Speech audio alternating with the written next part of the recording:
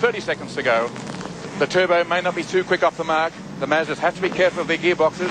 They are a bit vulnerable. They'll take it a bit easy, but the V8s will go hard from the start. 05-25, the Marlboro dealer team cars. Flag is up now. Stand by for the start of the 1982 great race. Engines start to rev. Flag at the ready. The start of the 1982 James Hardy 1000 Classic, and Alan Grice on the inside. Selection gets into the first corner quicker than Peter Brock. One up on the inside, trying to crowd as all the cars make their way into the first left-hand corner. Moffat has made a great start, but has gone wide. So are many cars trying to consolidate their positions, and it's a mad scramble on the first lap up Mountain Straight. Brock trying to get past Grice as they go up the mountain. Here they come towards Mountain Straight, and we have a three-way dice going for the lead with Peter Brock, Alan Grice, Kevin Bartlett moving up smartly in the 9 Camaro to keep in touch with them. Then we have Ron Wanless going through in car number 16. Grice stretching the legs of the Recar Commodore, heading up to the cutting. Dick Johnson running in 5th place, heading this third group through. Close behind him, John Harvey. Then we have Alan Moffat up through the cutting, the steepest part of the track, a 1 in 6 grade, very steep there, severe, a hard grind on gearboxes, a full load of fuel, the adrenaline pumping in the drivers. Harvey right on the tail of Johnson there. Wait for the cheers across the top of the mountain as Sydney's Alan Grice leads Peter Brock, then Kevin Bartlett in the 9 V8 Camaro down across McPhillamy Park. And it's Gricey. Brock right behind him. Back then to Kevin Bartlett. Gary Rogers is next. Dick Johnson. They were then followed by John Harvey and Alan Moffat. Crowd rise to their feet as they tumble down the other side of the mountain. Brock right on Grice's tail. They've dropped Bartlett off by about 10 car lengths. Gary Rogers in the second Recar Commodore. Then Dick Johnson. Alan Moffat sandwiched in there. First time to Conrod Straight. Grice is the leader. Very close to him, though, is Peter Brock. Brock is perfectly placed to slipstream and pull out and pass, which he may do. He's pulling out now. He's got a bit of a toe now. Just purely horsepower. Let's see how they go side by side. Lap 1 of the James Hardy 1000. Grice is still in front, but Brock is inching past him.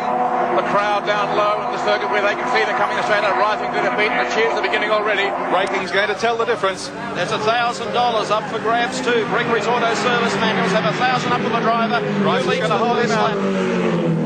And Grice is going to add to the total already of $15,000. He'll pick up $1,000 as he leads lap number 1 of the James Hardy. But Brock this time on the inside comes up the challenge, and we take race cam from the car as Brock goes through to take the lead away from Alan Grice and the Recar Commodore. And you were there when he did it. Peter Brock carrying the race cam, got by Alan Grice at the end of lap 1. There's the view out the back. Grice is making a charge up Mountain Straight. He's coming close. You can see that's the passenger's view. Grice weaving around, picking up under tow. He's quick up the hill. Now he pulls on the inside. We'll follow him through. Oh, he can't quite hold him. Side by side they go the mountain. No, he says, I haven't got the legs. Tries again, has to brake. They're coming up towards Castrol Curve. Through they go. They went through fearfully quickly now. Up towards the cutting. Brock's in front. Grice pulls out the pass. Comes up on the outside of him. Brock can see him. Grice is going through into the cutting. He's going hard and deep. A second gear corner this. A dab of brakes. Off with the brakes and hard. Who goes the wider? Brock in very close. Out wide to the fence. A little bit wider line. Up they come towards McPhillamy now. Up the mountain. And Brock is going on the inside. There's the crowd. And Peter Brock getting a great cheer as he goes to the top of the mountain. Grice, though, still in front. It's a two-car war between these long-time rivals. They are using up all the track and a little bit more. And it's once again Alan Grice who will lead across the top of the mountain. And the crowd are roaring with excitement. Inside the car with Peter Brock. He's working hard. Now he comes to Skyline, a frightening part of the circuit. Down he goes. Watch for the gear change. Right up on the tail of Alan Grice. Oh, the pace is fearsome here. Standing lap off the start, full tanks of fuel, 125.94. Those speeds are coming down. The speeds are going up rather than the times are tumbling down. As these two out in front go, Hammer and Tom. Tailgating is Peter Brock to Alan Grice. Grice leads down Conrod Straight, and now we'll see if Brock can pull aside. He's almost too far back to get the aerodynamic effect because there is a region of calmer air there. We can just get into it, lower pressure. He's closing a bit though. He is definitely closing now. He's pulling out. He's got the slingshot effect. Side by side, but Grice is holding on. What a car he has. That Recar car flies.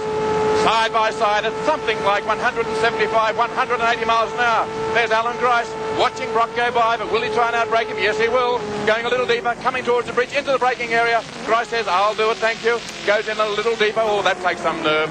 It takes good brakes too. Now this is where Brock passed on the last lap round. Can he do it again up pit straight? He pulls out. And once more pulls up alongside Alan Grice. No, he doesn't do it. Grice holds him out coming up to Hill Corner. I think he's quite satisfied. He's had a little grab there for the lead. No use stretching the car. He sits in again behind Grice. Whether or not he'll have a shot coming up Mountain Straight again. The order is Alan Grice in the Recar Commodore leading from Peter Brock in 0.5. Kevin Bartlett back behind them. 4.5 seconds between second and third. Between Brock and Bartlett. John Harvey has moved up into 4th place, just in front of Warren Wanless in car 16. Dick Johnson in 17, running in 6th place. Through Castrol again. The run up the mountain. Alan Grice in the Recar Commodore. All Grice in the 1982 Classic thus far through qualifying and leading the first lap.